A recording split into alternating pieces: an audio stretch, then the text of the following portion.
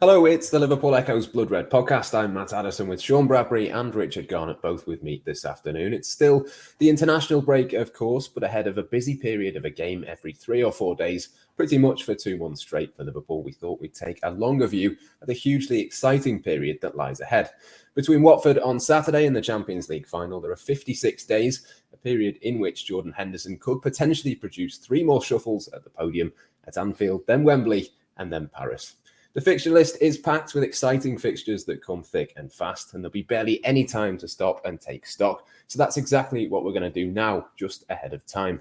We are recording this live, so if you've got any questions or comments, stick them into the comments section, and we'll get to those either as we go or at the end. But Sean, up to 13 games in 56 days for Liverpool. It's almost like the calm before the storm, this international break. Very much so. Yeah, to be honest, I'm not a huge fan of international breaks, kind of professionally or personally. There's the obvious thing of club football being a much more big deal for myself, and I'm sure I can speak for a lot of Liverpool fans when we say that. You know, you're just on tenterhooks normally, aren't you? Hoping that players come back fit. And in the professional sense, you know, it is downtime. We have to be a touch more creative with our content on the Echo. You know, you don't get the content served up to you in the sense of the game's coming thick and fast. So, you know, there's those things. But to be honest, this one has felt a little bit different. And I think you've alluded to why there. You know, I just think it's one of them where the Legends game was a nice, fun distraction for a start, raising money for lots of great causes. So Gerrard scoring at Anfield again, Rivaldo coming to the city and buzzing off being at the ground. You know, that's all very nice. But in a wider and I suppose more significant sense in terms of, you know, the first team at Liverpool, this international break's felt like a bit of a chance to just recharge, take a big deep breath before what are going to be 2 months of relentless games and endless possibilities, really, in terms of just how significant and momentous this season could be for the Reds. And I think that's the thing. That's kind of why I've been able to enjoy this. You know, it's a chance to drink all that in. You know, obviously, what counts at the end of the season is winning the trophies, isn't it? And Liverpool being able to add to the one that they've already got in the trophy cabinet, the Carabao Cup. But, you know, a quadruple is even remotely on the agenda is a wonderful thing. You know, it doesn't come along very often, does it, if at all? I know City have had opportunities, haven't they, in recent seasons where questions have been asked and there's been a bit of a buzz around the club and in the media of, you know, can they do it? But this is a time where Liverpool could do it. You know, as you say, it's 56 days. It's not a lot of time. And I almost think it benefits Liverpool now that the games keep on coming because, you know, let's say something goes wrong in one competition. Well, there's another one right there. There's another opportunity, you know, the next midweek, the next weekend to put it right. And the form that they're in and that they'll carry on past this international break if everyone comes back fit and ready, which touch wood sounds like it's happening at the moment. You know, there's a few little niggles and knocks going into it, wasn't there? But nothing sounds too ominous in terms of what we're hearing so far about players. So, yeah, I just think it's a time to believe, to buy into it, to look ahead and try and relish it. So, yeah, everyone take a deep breath and strap yourselves in for the next 2 months. Yeah, it's just big game after big game, isn't it, Rich? And I mean, it's Benfica twice in the Champions League, Manchester City twice, Man United, Everton, even Steven Gerrard's Aston Villa now is a much bigger game because of Gerrard than it might have otherwise been. I mean, there's just so many good fixtures to look forward to, I think, over the next few weeks. It's really exciting, isn't it? Well, what more do you want? You know what I mean? You've got so many big games here. Which one do you look forward to the most? You almost spoiled for choice. I mean, if you go into all of them, you might be skint come May. But that is the trade-off of following a team that's at the peak of its powers, isn't it? If I take a quick look, I mean, you know, you look at the Watford game and you think, oh, you know, Watford at home, 12:30 kickoff, normally probably a bit of a placid atmosphere for what you'd expect to be a routine win. Everything's riding on it.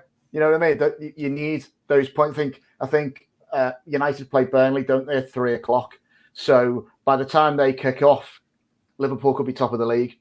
So all of a sudden that game takes on this, this whole bigger importance than some sort of routine Premier League game. But I think we're well past the point of routine matches now. Every single game is massive, and if you can just get that little psychological advantage on Manchester City going into the start of this month, it's a really good starting point, because what you're basically doing now, right the way through this unbelievable fixture list, is asking a question of Manchester City at every single point. and the first one's going to be at home to Watford. If you can beat Watford, you're asking a question of them straight away, and they're going to have to keep answering that all the way down that list until they face each other, obviously at the Etihad on the 10th, and then in the FA Cup a week later.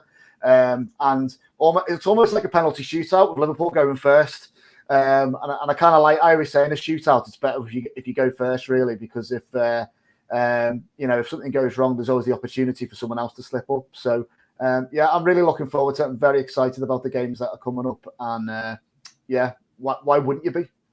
Yeah, exactly. I think Manchester City, Sean's going to be a bit of a theme of the next few weeks. That kind of rivalry back sort of at the peak of its powers again. Liverpool and City, maybe the two best teams in the world. It's probably fair to say that. Certainly right up there, both of them. It does kind of feel like that's what it's going to come down to, isn't it? In all of the competitions, obviously the league, it's those two, the FA Cup, but even the Champions League, it could be destiny that in Paris it's Liverpool against City. So that's going to be a big theme, I think, for the rest of this season.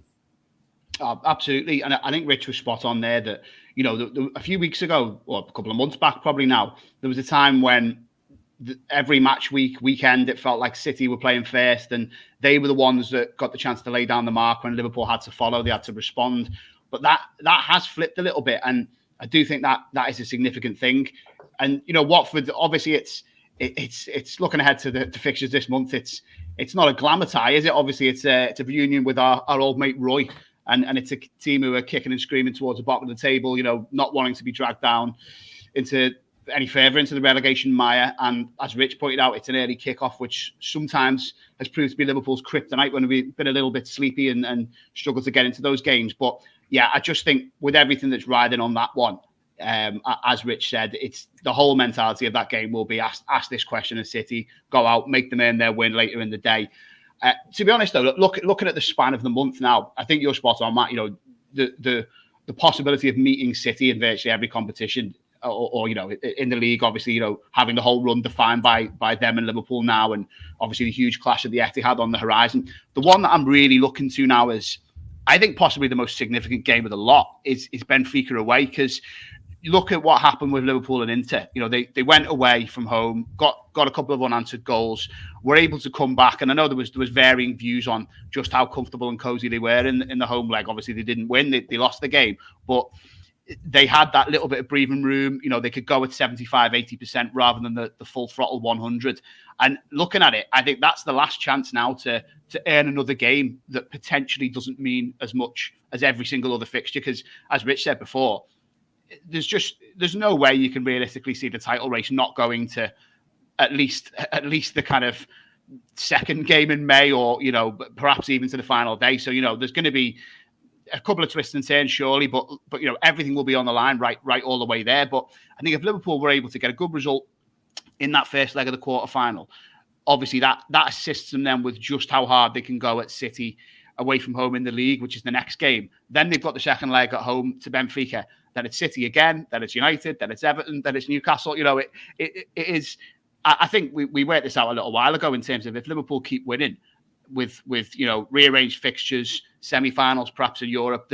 I think there is a midweek game, or there would be a midweek game penciled in for every single available slot until the end of the season, or pretty much as near as you can be. So I think that Benfica one's big because you can potentially earn a game at home in the Champions League where you can rest, you can rotate a little bit, not hugely. I mean, obviously, even if Liverpool were 2-0 up, as we saw with Inter, anything can change in a Champions League game, and then they've got some dangerous and talented players. But yeah, I think Klopp will have a plan, won't he? There'll be plans laid out in terms of who plays when, and as we were saying before, hopefully as long as as many players come back from the international break as fit as possible, that plan hopefully will be effective in terms of when people get played. But yeah, it's just it's going to be a titanic battle. I mean, this is.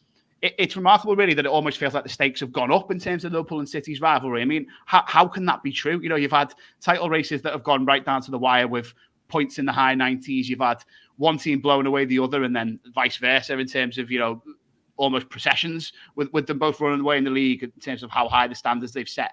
But this now just seems poised to be something beyond even that, all of that. And, the season that could end all seasons and define all seasons. But I think Liverpool are ready. There's a couple of issues, isn't there? You know, you really hope Trent comes back as soon as possible. I think he's the, apart from maybe Salah, the one player in the squad where there isn't a direct replacement who can, you know, even partly replicate what he does, and that's a significant thing. But other than that, it's all guns blazing and just a hugely exciting prospect on all fronts.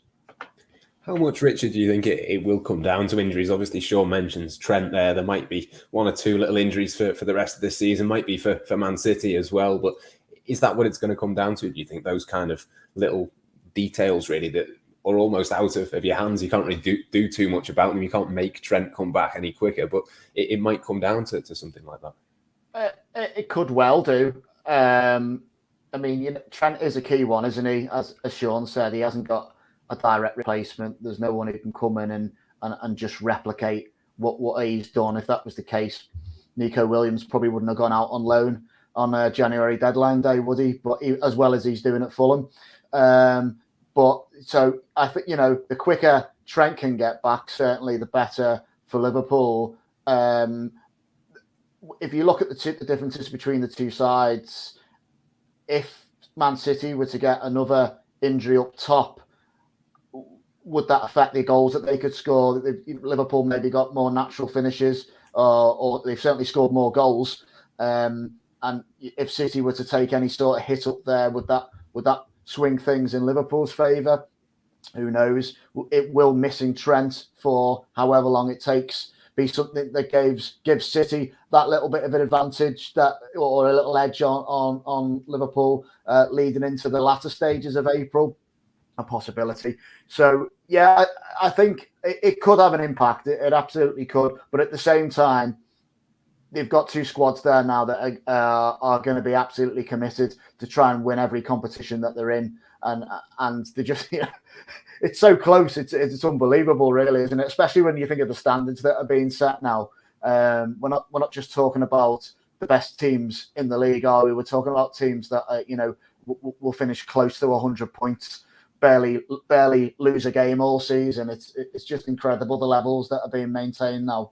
I wouldn't like to call it. If you took injuries out of it, I felt like Liverpool were just beginning to get the upper hand on City. Just putting in that seed of doubt in Pep Guardiola's mind, in the players' minds, so much so that you've seen that ever so slight wobble from City from their normal, almost total perfection which incredibly sort of come to take for granted, even though it must be so impossible to maintain those levels.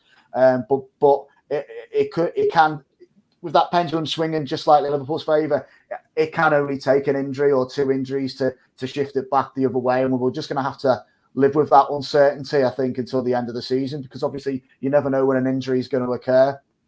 I wouldn't want to call it. Yeah, no, it's so difficult, isn't it? I mean, in terms of kind of the squad and injuries, Sean, I mean, no one's ever won the quadruple before. Obviously, it's very, very hard to do that. But apart from, as you say, the Trent kind of situation at right back, there is depth for Liverpool in the rest of the squad. They could 100% deal with most things that are thrown at them in terms of their squad. I mean, that's the key difference, isn't it? Okay, no one's ever won the quadruple before, but probably not many teams have had the depth that Liverpool have had before. No, I think January was absolutely massive in two different respects at two different ends of the pitch in terms of what you're talking about there. Obviously, Diaz, you know, well, I sung his praises the last time I was on the pod, so I won't go back there because I was pretty fulsome. But I just think he's the real deal. He's got everything. He's already, you know, he looks like he's been here for seasons already. And, you know, even if the goals haven't, you know, completely come, he didn't make the flying start maybe that Salah made in terms of goals, perhaps even that Jota made as well. You know, when he came, it didn't take long for him to start finding the back of the net pretty regularly, but he's done so much, hasn't he? You know, particularly in that cup final. But at the other end of the pitch, I think the adjustments that Liverpool consciously made in terms of focusing on the defence again and making sure that silly errors that we saw towards the start of the season and some of those situations where, you know, 1-2-0 leads, particularly 2-0 leads at times, were given up and given away. Goals were conceded just before half-time, things like that. There were a few little patterns that started to repeat themselves that you thought, well, in the final analysis, these could be the things that cost Liverpool. I think there was almost a tactical and psychological reset. You know, when the guys went away to the Africa Cup of Nations, it was like, right, well, we're going to have to do without them. So what's our first strategic move here, and it's just make sure we don't concede. And the thing that I keep coming back to now is there just aren't many games left. And I think in terms of the league, 9 games left. Look what Liverpool did at the back end of last season. 10 games unbeaten, 8 wins, 2 draws, miracles every week, injury time winners from Trent, goalies scoring goals. This is a team who's been at this point where the pressure's on them, and there's a span of fixtures in front of them where you've got to do the business virtually every week, and they know how to do it. And yeah, I just think you're absolutely right about depth. And I thought it was really interesting, the Palace game, the draw for Man City, where obviously, they were not struggling in terms of general play. They were kind of all over Palace from what I saw. And I remember seeing afterwards they had an XG number of around 2 expected goals after the game. So, if you don't score and you're getting an XG of around 2, you can say maybe you've been a little bit unlucky. But, in that game, Guardiola made 0 subs. And on the bench, you had, I think Sterling was on the bench, Gundogan was on the bench. You had options to come on. So at that point, that was the point for me where I thought not only the results, but the manner of it in terms of City and Guardiola's approach. Was he worried about his options a little bit? Was he doing his sometimes trademark thing of overthinking it? And afterwards he was saying, "Well, I thought my guys on the pitch were playing well. Why would they change it?" But that's your last fixture in the Premier League, at least ahead of an international break. I thought it was a bit strange that he didn't do that. And whatever way you look at it, it speaks to your point of Liverpool's depth. As soon as that fivesome, if you like, in terms of the attacking talents came together in January, I think there's just so much going for them now, isn't there? There's the option of rotation. There's the fact that they're all pressing each other. And, I've done a Liverpool legend a disservice there. I've not even included Divock Origi in the 5.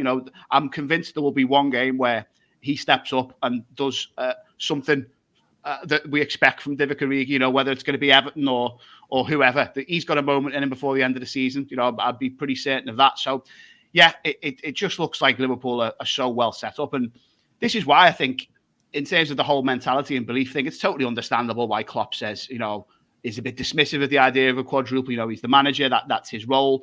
And, you've got to kind of play things down as much as he does encourage fans to believe in a general sense. But I think you've seen the real mentality that seeps out of the dressing room. It's been let slip a couple of times. There was a press conference with Trent where he said, this is a Liverpool team and squad that should be winning more trophies. We know that.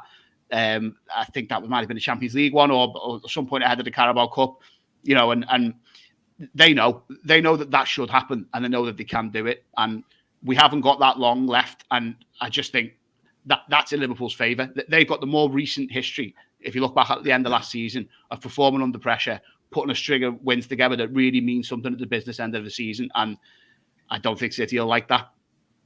Yeah, I think it's always good for Jurgen Klopp's Liverpool to have a lot of games, actually, to get that rhythm, as he always says. They do seem to kind of get into that swing quite often. Certainly in the last couple of seasons, we've kind of seen bigger gaps causing them a bit of a problem, maybe losing a bit of that momentum, but certainly no chance for that to happen over the next couple of months. Just to kind of look at City's games, Richard, the games that they've still got, obviously, we mentioned the game against Liverpool, that's a big one for them. Only one before that is Burnley, but then they've got Wolves, Brighton, Watford, Leeds, Newcastle, West Ham and Aston Villa, the last 3. I think Newcastle are a completely different proposition for any team after January of what they've done in the transfer market. West Ham and Aston Villa as well, they could have things to sort of battle for. West Ham trying to get into Europe, Aston Villa with Steven Gerrard and Felipe Coutinho among them. I mean, there's quite a few narratives among the Manchester City fixtures as well.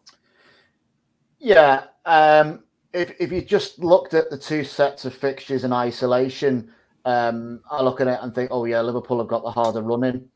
But as you say, anything can really happen, and that fixture against Newcastle looks, I don't know.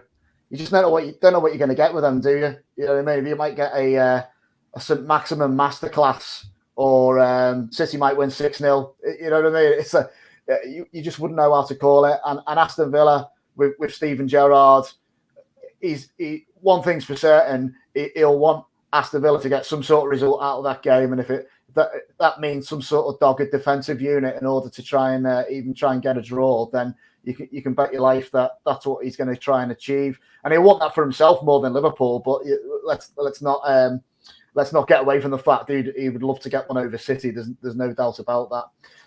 So even though on paper their running does look a bit easier, is it really? Not what's easy at this stage of the season, especially if they get injuries, especially if they end up in some sort of Titanic ding-dong with Atletico Madrid, masters of the dark arts who can frustrate sides and cause problems. That they could be energy sapping fixtures.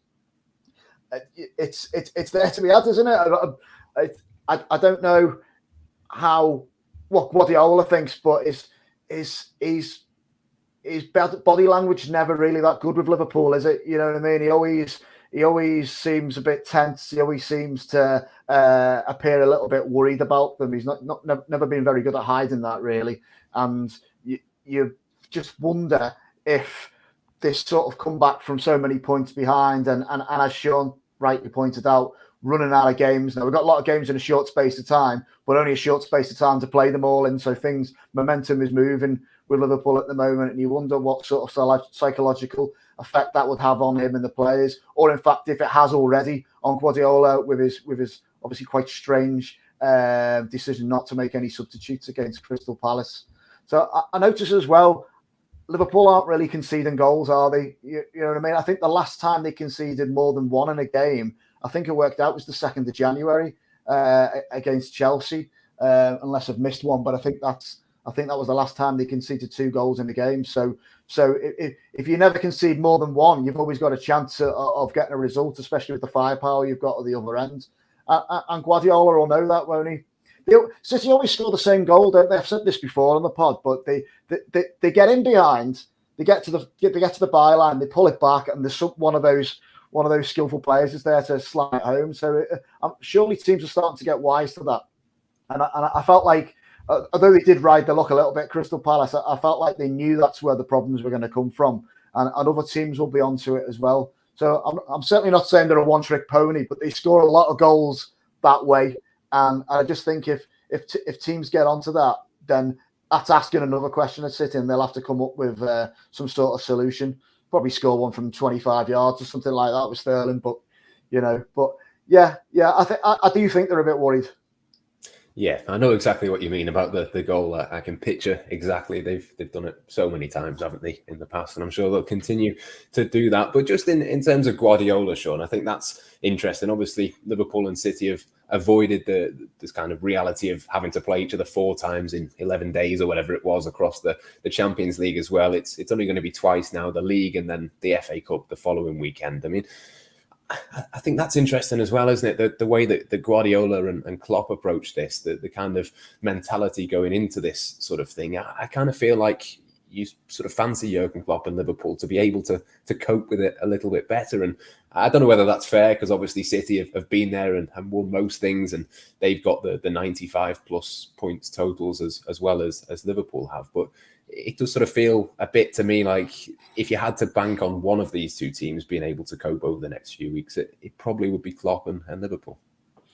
Yeah, I think that's fair. And, it's there in numbers in a way, isn't it? You look at the form table, obviously Liverpool having won 9 on the bounce and drawn 1 before that. I think it's 28 points from the last 30 with City. You lost to Spurs, true with Palace, didn't they? And Saints, thought they looked edgy against Everton.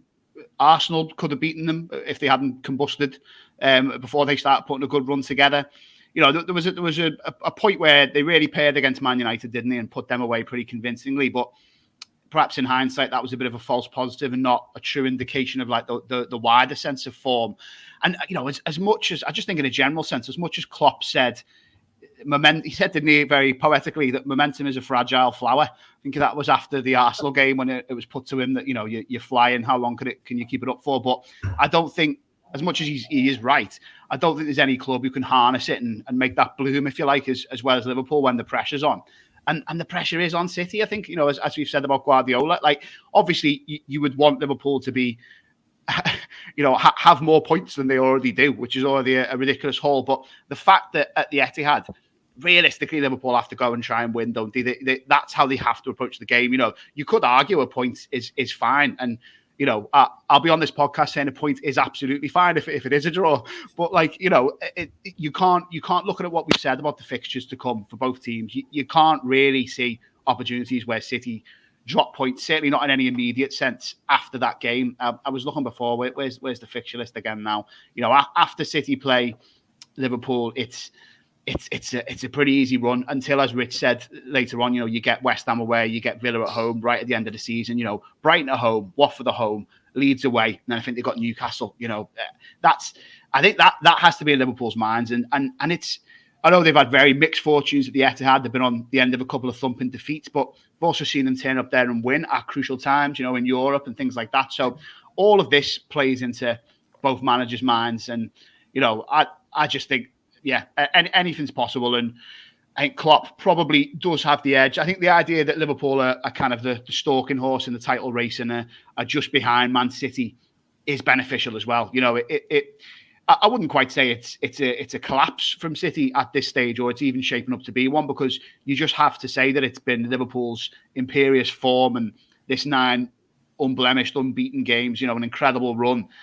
That's the decisive factor, isn't it? If it proves to be one, that's what's pulled Liverpool back into it. City they're still second or third in the form table, I think. Despite the result against Spurs and the 2 draws. So you can't. There's not a lot that's gone wrong for them, but I just think at the crucial time, Liverpool had those boosts in January, mentally, physically, and just in terms of pure availability and numbers in the squad, in terms of getting Diaz in. So that kind of mid-season injection has really gone in Liverpool's favour, and hopefully come May, it's decisive. Yeah, absolutely. Plenty still to play for then. We've obviously got no match predictions and team selector to do this time, but what we are going to do is go through each of the 3 remaining competitions, and I'll get some predictions from each of you on each of those competitions. So we'll start with the FA Cup. I'll come to you first, Richard. Are Liverpool going to beat Manchester City in the semi and go all the way? What's your sort of feeling on that one? Oh, I knew you were going to come to me first. I want to say yeah.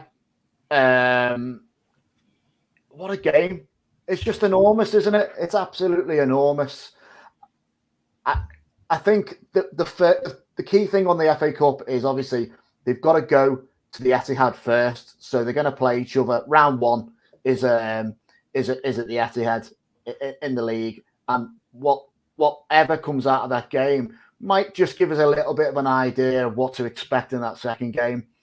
Even though they're different competitions, will they even change, players? Will there be an element of rotation given the strength of the squads? I can't see it myself, but you just don't know, do you, as you're trying to juggle all these games? I fancy Liverpool to do it. I've got a good feeling about it. And I've been wrong before with good feelings, but that's just me. It's just my gut feeling. Extra time could well be a realistic proposition. You know what I mean? I don't think it's necessary. It wouldn't be plain sailing, put it that way. If you look at the Chelsea game at Wembley, could have gone either way, that couldn't it? Let's be honest. But we've ended up on the right side of it. Maybe had a little bit of good fortune along the way.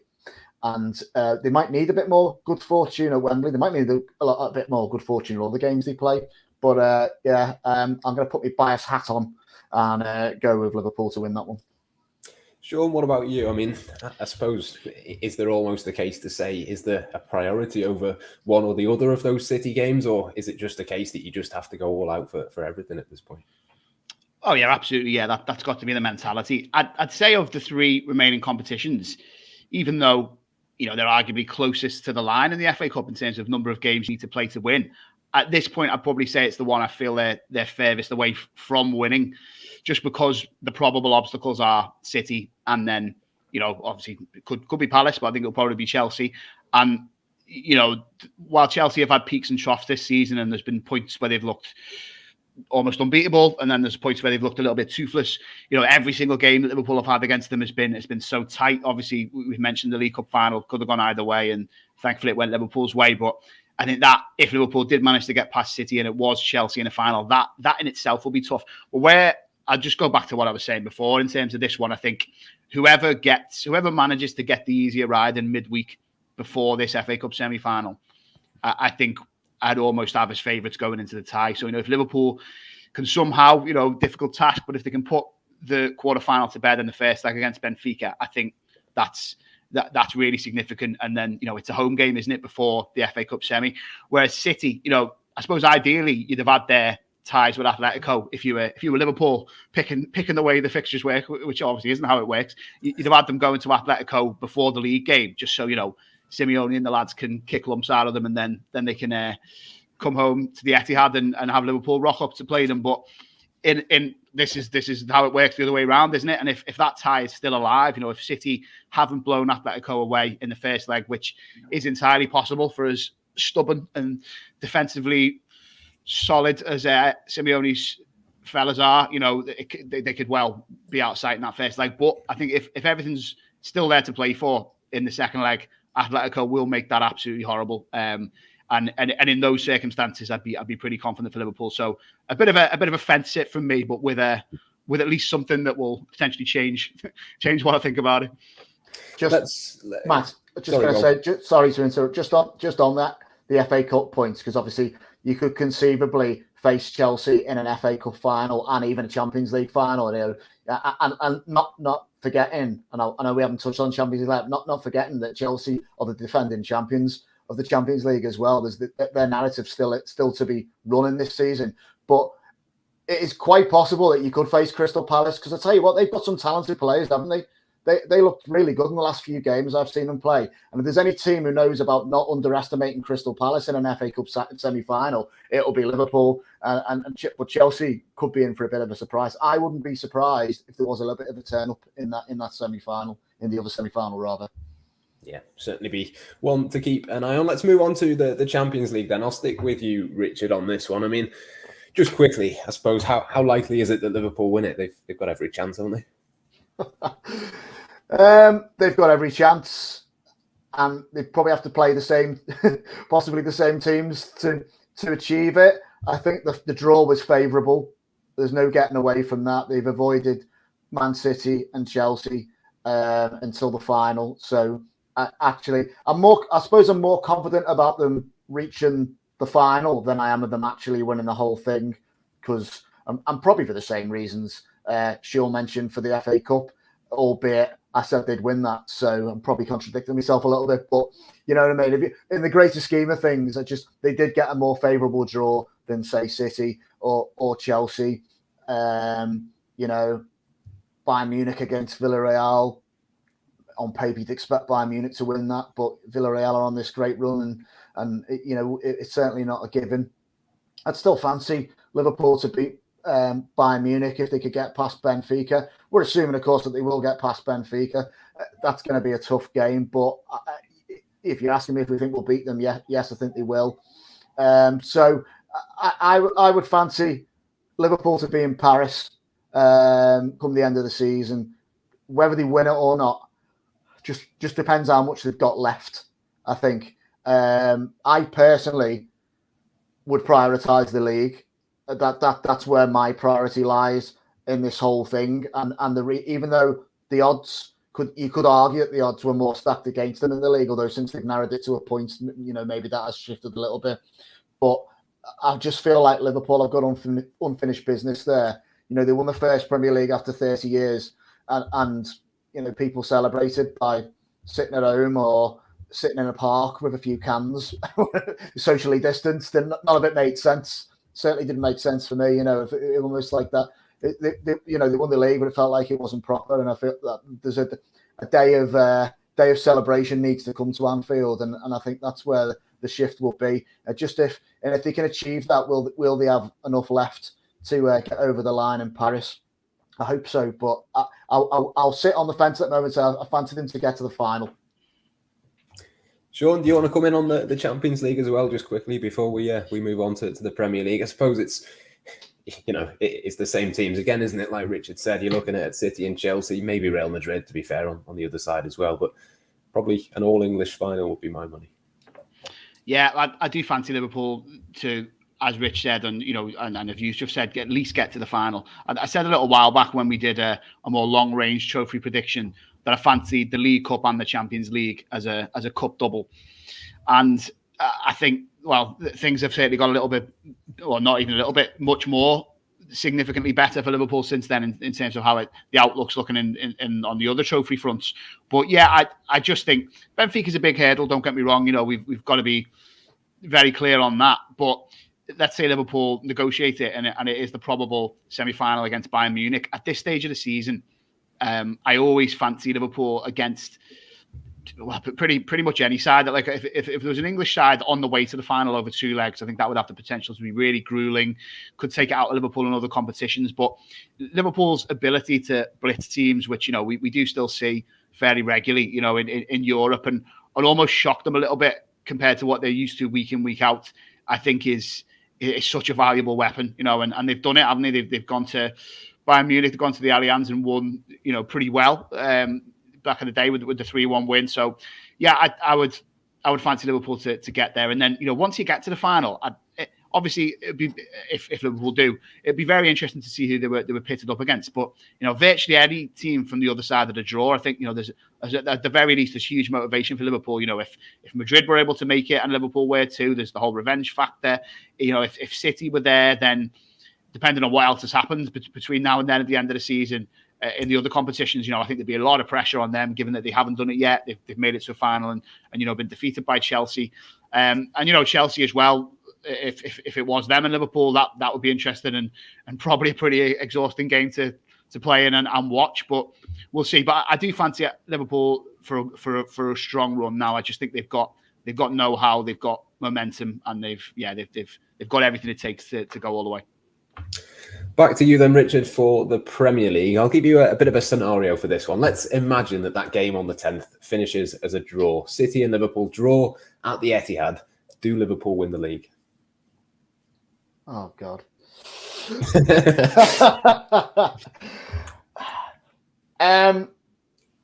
Right. Liverpool need to go there and win. We're assuming this. We're assuming this on the basis that Liverpool will beat Watford and Manchester City will win at Turf Moor. Okay? But if Liverpool win and Man City only get a draw, then it changes, doesn't it? The scenario changes. So we're almost a game. We're a game behind being able to answer that question, I think. But if you just want to base it on them both winning those first games of the season, I do think Liverpool have got to go there and win. It takes it out of City's hands. I just do think that somewhere along the line, City and Liverpool will drop points. I just can't see both teams winning all the games. Obviously, they're playing each other, so someone's got to drop a point there. But they've just got so many games to play on 3 competitions. Surely they're not going to win every single one of them. So they do need to go and win. They do need to go and win to put it in their own hands. It is tight. But a draw is not a disaster. It's not a disaster. It's not like having to beat Chelsea at home and losing 2-0 and then drawing with Crystal Palace. It's not like it doesn't have that same sort of sucker punch feel to it. Even though obviously a draw would be fine for City. I fancy Liverpool for the title. Yeah, I'd be more than happy with a draw at the Etihad, to be honest, at this point, Sean. It'd be quite nice for Steven Gerrard and Felipe Coutinho to win the league for Liverpool, eh? Yeah, well, yeah, I think Carragher was collaring Stevie about that at the weekend, wasn't he, at the Legends game, and trying to get him to make sure he does all he can, which I'm sure he will. I think Liverpool do have to win at the Etihad to win the league, just because of the month of May. I think, as much as City's final 2 of West Ham away and Villa at home isn't the easiest, and I'm not even convinced they win both of those, but Liverpool's final 3 of Spurs, just anything could happen there, couldn't it? You just don't know what you're going to get. Well, apart from the fact that Harry Kane is a player I've had my doubts about at times, not in terms of his pure goal scoring ability, but whether he's rounded enough to be a striker in a team who've got ambitions of winning, the big trophies. He's been brilliant this season. Him and Son, obviously devastating partnership. The fact that I think they do look pretty good away from home. That's how the manner of they beat City twice this season, didn't he? But obviously the more recent performance was a very convincing one at the Etihad.